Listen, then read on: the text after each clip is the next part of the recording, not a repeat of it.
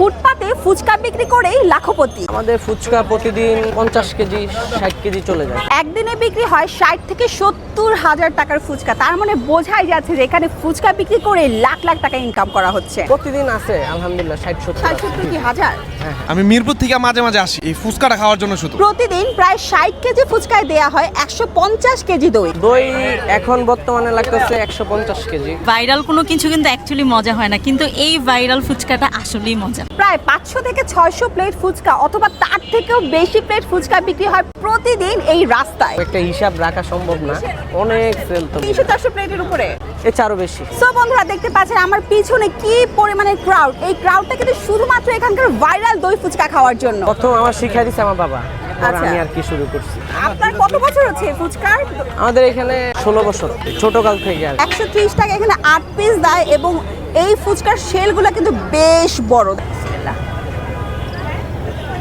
এটা শুনেছি যেটা অনেক মজা, আসলেই মজা। এখানে কিন্তু প্রচুর পরিমাণের ভিতরে হচ্ছে ঘুগনি দেওয়া হয়েছে, প্লাস হচ্ছে দইয়ে ভরপুর, প্রচুর পরিমাণে চানাচুর দেওয়া হয়েছে। চানাচুরের ফ্লেভারটাও বেশ ভালো, আর ফুচকার ঘুগনিটাও অনেক মজা, প্লাস দইয়ের যে ফ্লেভারটা অনেক মজা, একটু টক মিষ্টি দই।